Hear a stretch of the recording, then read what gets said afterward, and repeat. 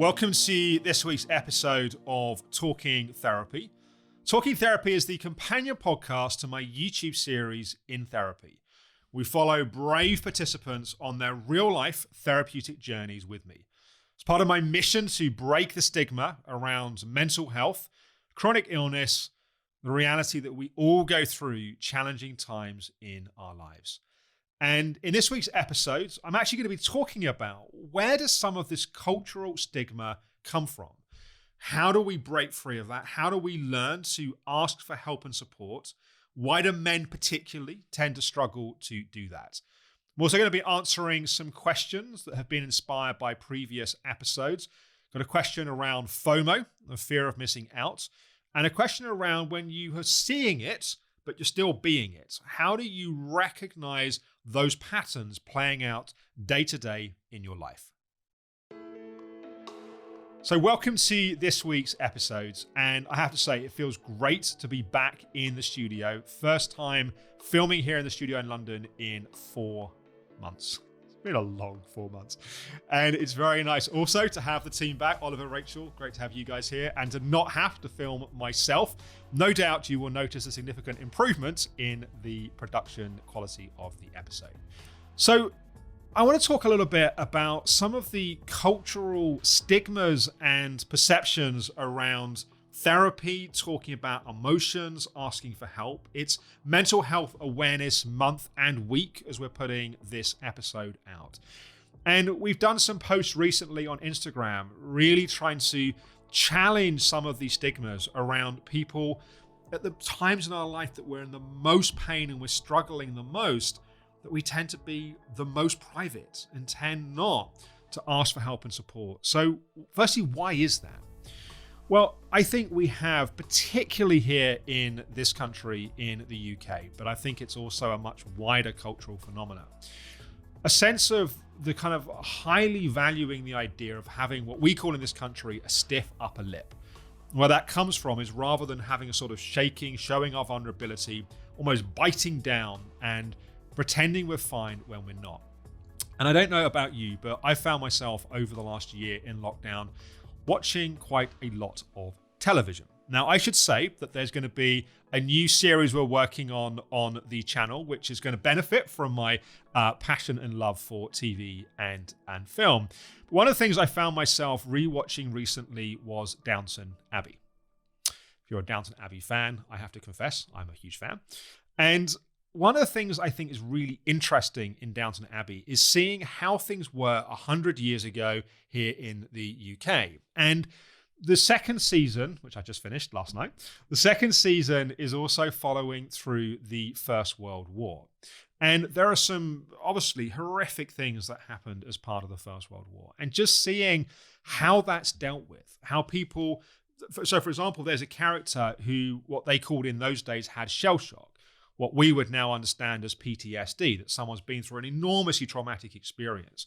There's just no language, there's no vocabulary, there's no understanding of what is going on there. And before we get too quick to sort of talk down former generations, I think we also have to recognize that generations that got sent off to war, generations that experienced famines, generations that went through enormous hardships, that in the modern world we tend not to have to face, at least in countries like the UK, that level of shutting down emotion and surviving was often what was required, because a lot of the time people were living in a survival mode. It's almost a sign of cultural progress. That if you're familiar with Maslow's hierarchy of needs, Maslow talks about safety and survival needs being the sort of base level that we need. Now, I know sometimes Wi-Fi could be put, there's these kind of funny memes on the internet, Wi-Fi gets put as being more important than survival. But we go from survival up to kind of through these 5 levels, and it's only at the top that we reach self-actualization. It's only, I think, at stage 4 that we get to, stage 3 and 4, we get to love and belonging and self-esteem needs. So the capacity to be able to feel our emotions, talk about our emotions, is a sign of cultural progress in its own way. And yet, there are many people which are still very much holding on to those former values. those values that were a product of living in a survival mode, of just trying to get through the day, get through the current experience. But when we don't talk about our feelings and emotions, what you don't feel, you don't heal. And we've talked in previous podcasts and in episodes of In Therapy about all the ways that not talking about and owning and recognizing our feelings will ultimately impact upon us. It's also interesting if we look at the sort of supposed zeitgeist of modern therapy. So in sort of National Health Service funded therapy in the UK, cognitive behavioral therapy is a thing that people will tend to be offered. Now, this is not ultimately meant as a negative comment against CBT. I think it definitely can really have its place. But cognitive behavioral therapy is very much focused on the cognitive, the kind of cognition, the mental side, and the behavioral side. I'm not going to go into a whole history of psychology, but for many years, the behavioral camp was leading psychology, and then there was a sense of, but we can all have the same stimulus and have a different response. What's that cognition? What's that thought piece in the middle? And that's where the cognitive side started to kind of have its time. But CBT has very little space for our feelings and our emotions. People can go and have a course of CBT and they can have real benefit in their lives. But that's not the same necessarily as really being validated in the truth of how we feel. So it's not just the cultural ideas that have come from survival and come from our kind of societal history. Even in therapeutic circles, there tends to be this higher valuing of thought and ideas over feelings and emotions. Why is that? It's because a lot of ultimately the research in psychology comes from academic organizations. It comes via universities. Do universities value ideas and thoughts or feelings and emotions? Ideas and thoughts. So when it comes to asking for help and asking for support, recognizing our vulnerabilities, recognizing the needy places inside of us, we have to understand that we're doing that in this sort of cultural soup where we've all learned to value ideas over feelings. We've learned that survival is a necessary thing, and therefore how we feel is perhaps there's not space to be able to feel that. We also all grew up with the primary caregivers, parents, grandparents, teachers, and we often are very unaware of the beliefs and the ideas that we ourselves have created about our feelings and our emotions. It's not even just the ideas we have, it's the habits and the behaviors. I remember when I went to university, and I grew up in a family where physical contact, so hugs, touching, kissing, was just not a thing. And I remember in my first year at university, and a very good platonic female friend of mine, and we'd be out with a bunch of friends and we'd all say goodbye, and people would hug. And I didn't know how to hug. It's like, what are you doing? And she was like, I think I need to teach you how to hug. So I literally had to have a lesson in how to hug. For many of us, we've just normalized to things that are not normal, are not physically healthy, and they're certainly not emotionally healthy. Part of this learning to ask for help, to reach out for help, is penetrating with our awareness these beliefs, these ideas, these ways of relating to ourselves, to other people, to the world. To being able to ask for help and support, we have to be able to see through what are the things in the way of that. What are the ideas? What are the beliefs? What's the history? What are the experiences that we've had that have shaped our relationships? So to be able to challenge this, we have to firstly see through what's happening. I know I say it all the time. We put out a video recently. If you can see it, you don't have to be it. Check out that video, which just, I think, really captures the essence of that idea. But we have to be able to see the current beliefs that we're holding. We then have to acknowledge that if we've learned to not ask for help, if we've learned that talking about your feelings is a sign of weakness, that doing that is a big step for us. It takes courage to do that. If we can put it in the same category of other things in our life that we have to sometimes psych ourselves up a little bit to do, that can take courage to do, we can perhaps be a little bit more gentle towards ourselves in the process of doing it. So rather than just ignoring it or berating ourselves or inner critic giving us a hard time, we can go, I need to ask for help and support. I know it's going to be hard to do that, but I'm going to do it anyway. And like anything that's hard in life, the more we take those steps, the stronger we become and the easier ultimately it becomes. Doing it one step at a time can be really important. And so if what we ultimately need to do is to find a therapist and do therapeutic work, the first step might be to talk to a trusted friend or family member about the fact that we're thinking of doing that. Or the first step might be doing some research and emailing a few possibilities or setting up a time to speak to someone. That if we can break down that journey from where we are to the fact that we want to have that support in place, and we can see those steps, we don't have to do the whole thing in one go. We can go, well, I'm just going to focus on this next piece. And this next piece ultimately feels doable. We then have to learn to accept the help and support that is there. It's not just the reaching out. Sometimes we can reach out and that help and support is offered and it feels so alien, a little bit like having to learn to hug, that it can feel so alien or so uncomfortable that someone's actually interested in wanting support in that way, that we find ourselves rejecting it or pushing it away. Ultimately, a lot of what this is it's learning to trust.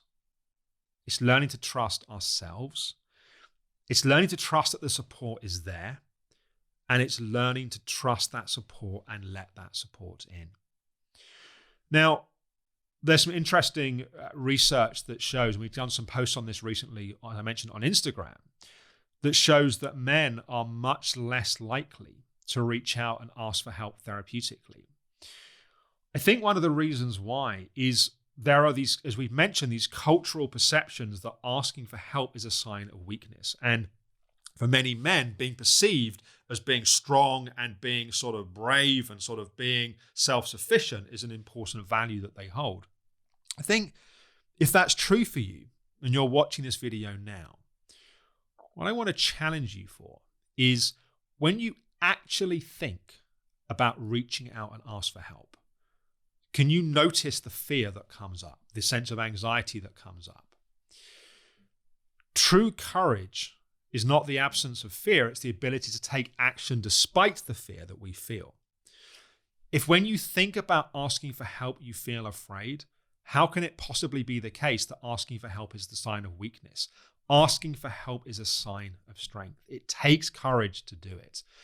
I think it is enormously inspiring when we see people that wouldn't normally ask for help having the courage to do that. I think that's one of the reasons why people have connected with David so much as part of his episodes on In Therapy.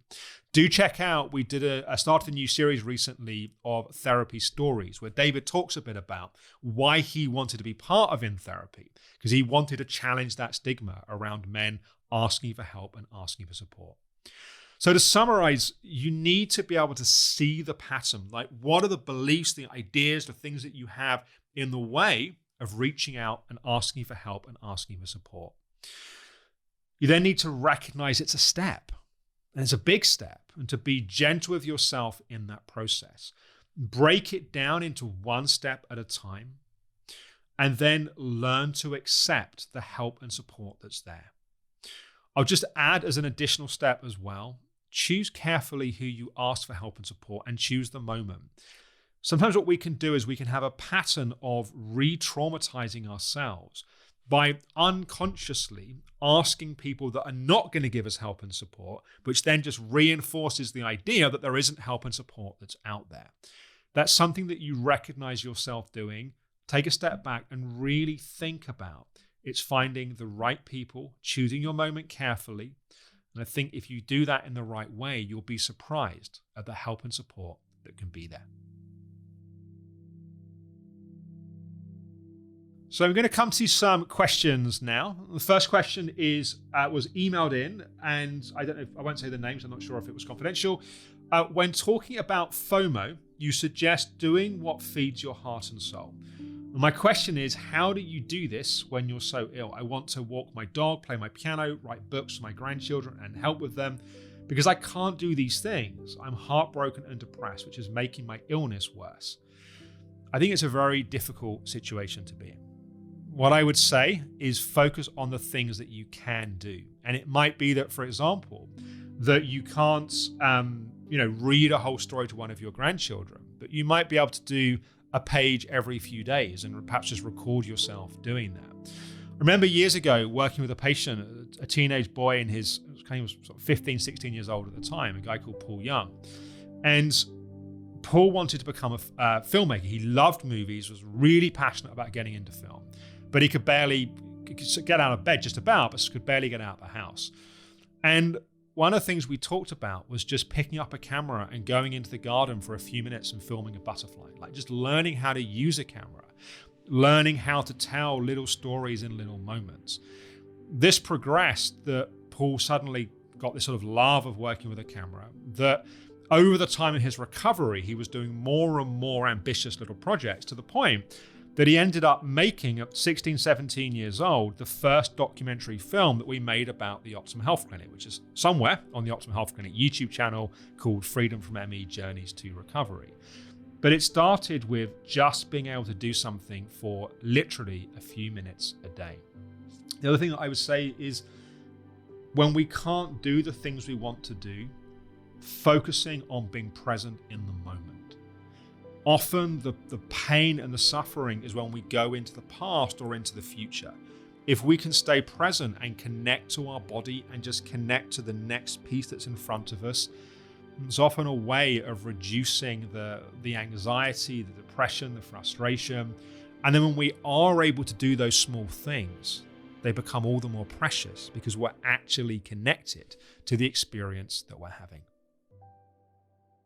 And the second question was from Jill. This was posted on YouTube. She says, learning about patterns and behaviors is so beneficial, but what are the tools to monitor these behaviors and tools to change? The tools to change, I think, is a bigger answer than I can give in the context of the podcast. It's really all the things we talk about in the different podcasts and you see in the In Therapy series. But I think in terms of monitoring the behaviors, a couple of things I would say. I talk in this series about journaling or thought diaries. If you know there's a particular pattern you're working on, writing down at the end of each day, where were the times today that pattern played out? Because what we tend to do is there are 3 levels of awareness. We go from seeing, I do this pattern. Let's say it's an achiever pattern. Let's say I recognize I have an achiever pattern. The next step is that we can see specific examples of the pattern in hindsight. We can look back and go, oh, I can see I was doing that pattern earlier today. But the next stage is to be able to see the pattern as we're doing it. And if we can see it when we're doing it, we've got a choice to be able to stop doing it.